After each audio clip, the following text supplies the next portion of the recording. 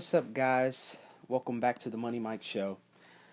Today, I'm going to be doing by far one of my most requested videos. How do you start investing in the stock market? So today, I want to show you guys one of the strategies that I use to find the best performing fund to invest in. Now, guys, before we get started, I do want to let you know that any kind of investing is going to involve some element of risk. So please make sure you know how much risk you are willing to expose yourself to, and please use the strategies found in this video at your own risk. Okay. Now let's go ahead and get started. Let's jump right into it. Now the first thing I wanna go over is that when you first start investing, you need to be able to identify a sector of the market. Now this is very important. I always say that you wanna buy or you wanna invest in something that you know, a product or a service that you are familiar with, something that you're comfortable with. Because at the end of the day, if the stock or fund goes down, you need to be able to justify that loss to yourself. I would definitely recommend that you identify a market, a sector of the market that you want to invest in. Now, a sector of the market being one of these: energy, materials, industrials, consumer discretionary, consumer staples, healthcare, financials, information technology, telecommunication, utilities. So important to be able to identify a sector of the market that you want to invest in. Some of my favorites: energy, healthcare, tech. I mean, just kind of ask yourself, what products and services do you believe in? Are you familiar with that you know? For me specifically, my background is really in healthcare, it's in finance, and it's in technology. So those are generally what I kind of lean to when I'm investing. Just to kind of keep things simple for you guys, I'm going to just choose a sector of the market for today's video. So I'm just going to say technology since we are on YouTube. I'm just going to say technology, a tech fund today. Okay. So if you kind of want to get more familiar with this, pause this video. You can kind of print this out, take a screenshot of it, and just kind of use it as a reference. All right. But you want to be able to identify a sector of the market to invest in. Okay. Now, the next step. Simply go to Google. This is Google, google.com. You want to type in something like best performing technology. You can do mutual funds, but I would say ETFs. An ETF is an exchange traded fund.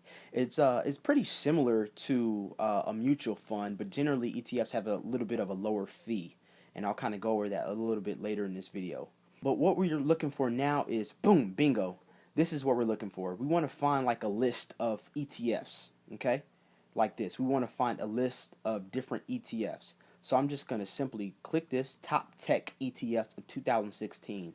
And it doesn't matter if you're watching this video in 2017 or 2018 or later. You just want to be able to identify a couple different funds to compare their performance and pro forma and stuff like that. And I'll talk about that a little bit later. And I'll show you kind of what that looks like. Top tech ETFs of 2016. So I'm not going to go through this whole thing, but they look at this. They give you the trading name, the ticker symbol here. So this is kind of what you will put into your search bar when you want to look up the analytics of the performance of the stock or ETF. They give you the fund name, and they even show you, what I like about these, like finding a list, is that they tell you its past performance. So in 2016, this fund performed really good, actually, 10%. This fund did 5%. This fund did 14%. That's not really that much of important right now, because I mean that's its past performance. We want to see if this fund has growth potential to gain further. But really, that's what you want to do, is find a list of tech funds, and we can kind of compare. And I'll show you how to compare in just a second here. But yeah, I mean, look at this, and this is exactly why I go for tech and healthcare. I mean, you gotta think about, over the next couple of years, what sector of the market has the most growth potential. I mean, think about how rapidly technology has grown over the last couple of years. So tech is something that I'm pretty comfortable investing in. Same thing with healthcare. Think about all the baby boomers that are going to be retiring within the next couple of years. So those are two sectors of the market that I invest in all the time. So this is something that I would use, and I'll show you guys how I make a trade. All right, so once we find a list, and I'm just going to choose two ETFs, I'm not going to pay too much attention to how much it made in the past. I'm just simply going to choose two ETFs off of this list to kind of show you what I do to pick a fund to invest in. So I'll just choose this first one, Technology Select Sector Fund, Spider Fund. Okay, pretty common. And I would choose SOX, iShares Semiconductor ETF. I'll choose those two to kind of show you what I do next. So the next thing you want to do after you find a list, and I can literally go through every single one of these to compare, but just to keep this video short, I'm just going to choose those two to kind of show you what I do next. The next thing you want to do is go to your brokerage account. You need a brokerage account to facilitate a trade. I have a couple different brokerage accounts. TD Ameritrade was the very first one that I ever started using. I'm not going to recommend them over Charles Schwab or Fidelity or E-Trade. They're all pretty much the same. What you do want to kind of check for is who has the lowest trading fee. So pretty much what this is saying is that to buy the stock, it's going to cost you $6.95. To sell the stock or to sell the fund is going to cost you $6.95. So you pretty much want to go with a brokerage that lets you make online trades or through an app, and something with a low trading fee. So that's pretty much what you want to look for when you're comparing brokerages. So like I said, there's TD Ameritrade, there's Charles Schwab, there's Fidelity, there's E-Trade. So you can kind of compare those and choose which one is more comfortable for you. But they're pretty much what you're going to find is that they're all one and the same. Okay, so I'm going to go ahead and log into my brokerage account. Alright guys, we are logged into one of my trading accounts. As you can see, this is the first ETF that we were looking at. This is that Technology Select Sector Spider Fund, XLK is the ticker symbol. Now, I'm not recommending that you guys buy this ETF at all. I'm just kind of showing you guys how I go through a quick analysis to to facilitate a trade on an ETF, okay? First step was doing what? We want to identify a sector of the market. So for our sector, remember we chose technology, okay? Now we simply Google. The second step was to simply do a Google search of like best performing technology ETFs, okay? Now we have a list. We're just going to choose. You can choose all of these, like I said, to run an analysis because we want to compare, like, why is this ETF going to be a better buy than this one?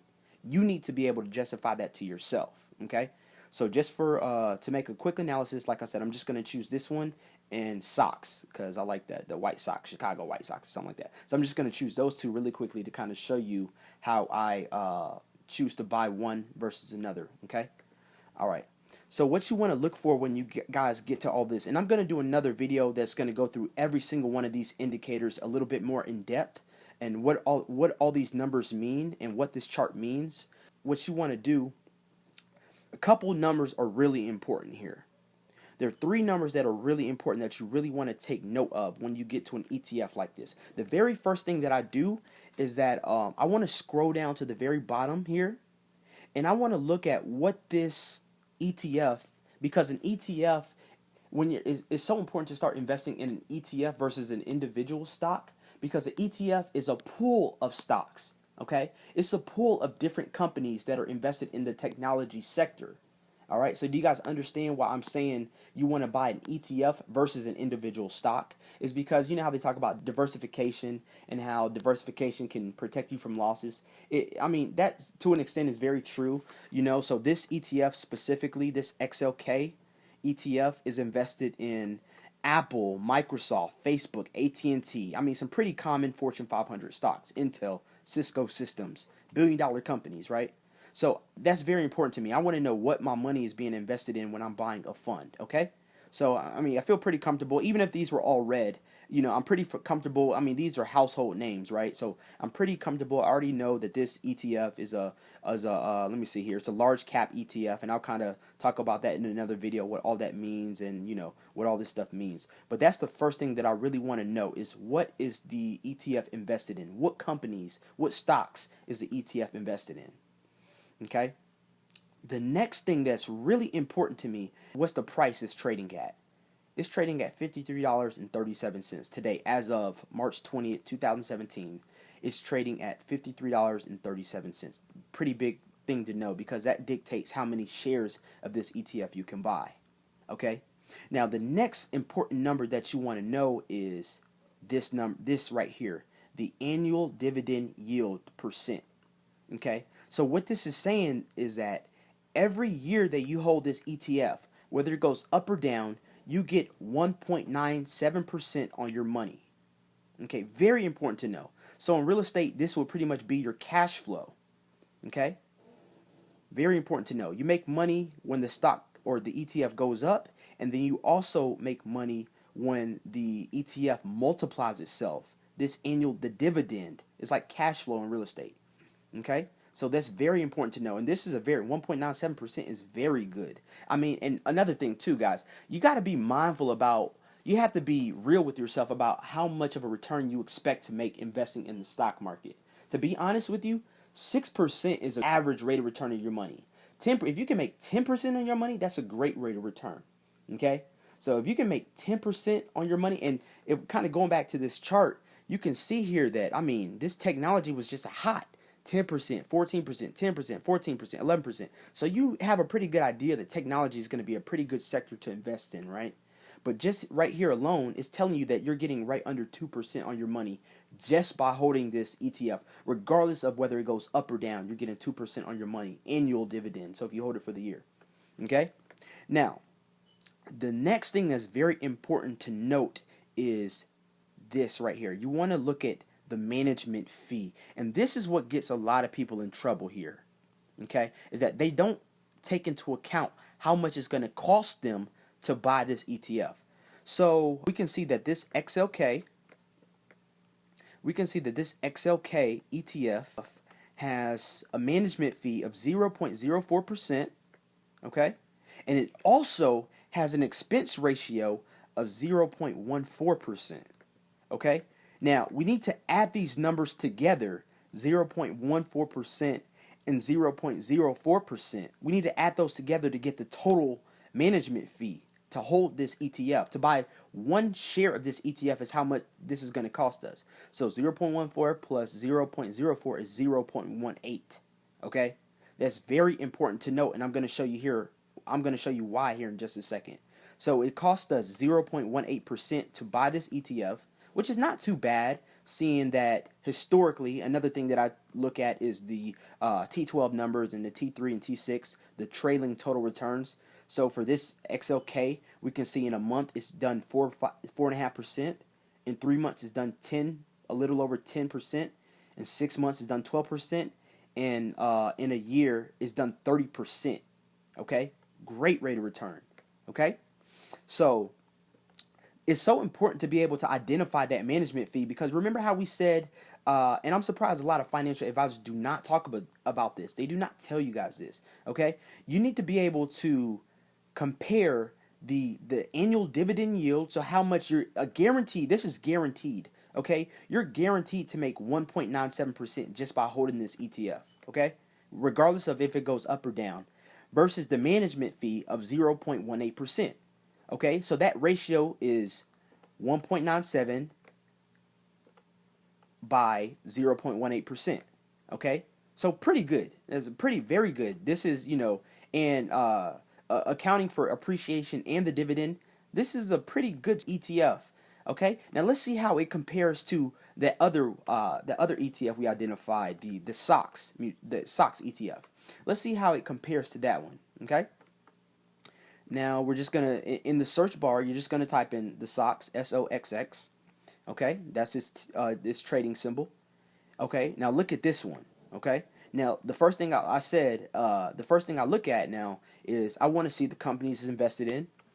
Okay, so we have these companies: Broadcom, Nvidia, Intel. Okay, Texas Instruments, Qualcomm. We can kind of go through its top 10 holdings, okay? And we can even, to look at the rest of the holdings and the portfolio information, we can click here, portfolio details, okay? But we can kind of see all the individual companies invested in, okay? Not too bad. We got some winners, we got some losers. But that's the kind of benefit that you get when you are buying an ETF, is that you get the diversification. So, for example, if you just bought Intel, you would have had a loss so far year to date.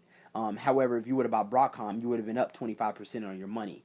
So buying this ETF will give us a little diversification to kind of protect us from these losses. Okay, so that's why buying an ETF is so important.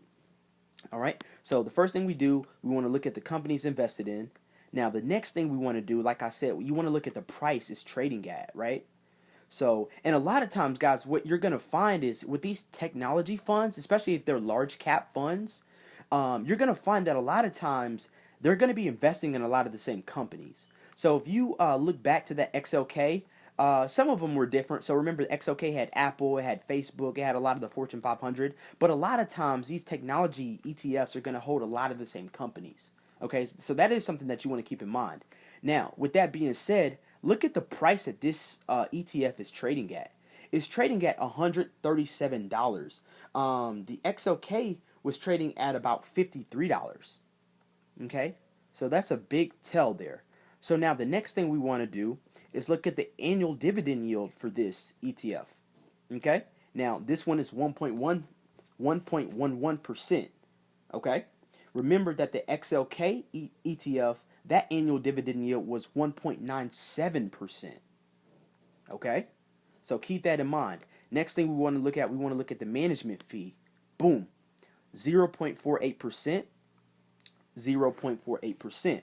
Now remember, like I said, you want to add these two numbers together. It's not just one or the other. You're going to pay an expense ratio and you're going to pay the management fee, okay? So we need to add those two together. 0.48% plus 0.48% is 0.96%, okay? Does that make sense? All right. Now remember, you want to know the ratio between the annual dividend, because this is guaranteed, guys. This is the compounding part of investing. The annual dividend yield. This is 1.11%, and the management fee was 0.96%. Now, do you see the difference between the two ETFs already? Right? Remember that the XLK was trading at about $53.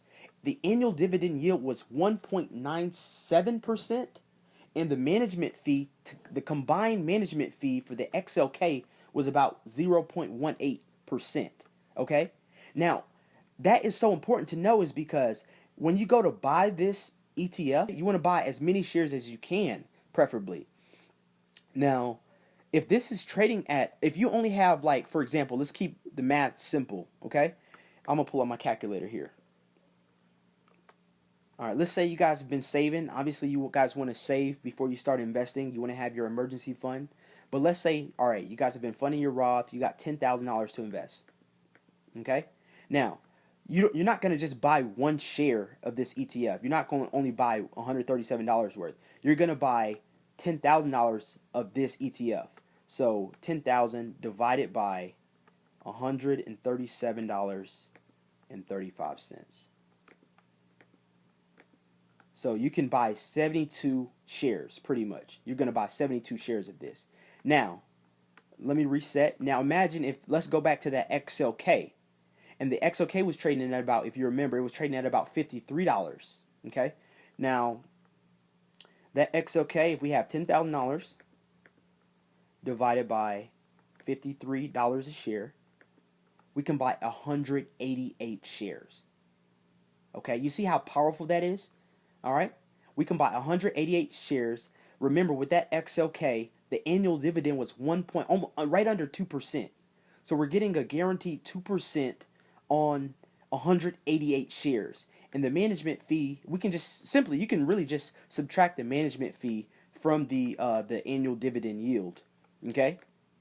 So just kind of comparing the XLK versus this SOX ETF, I would totally buy the XLK. I mean, and even you can look at the year-to-date returns, but this doesn't tell you much. This is the past performance, right? We see that in 1 month it did 2%, in 3 months it did 10%, in 6 months it did 21%. But year-to-date meaning since as of February 28th is done 7%. Okay, in a year, look at this, 57%. So you just know technology is hot. Okay, but that's a really quick way that I compare different ETFs within the same sector and choose to buy one versus another, okay? So today we talked about choosing a sector of a market and how to identify different sectors of the market. We talked about how to find different funds, okay? How to find different ETFs to invest in. I could have went back to Google and typed in top healthcare ETFs. I could have typed in top energy ETFs, okay? Then you want to go to your brokerage account, put in the ticker symbol.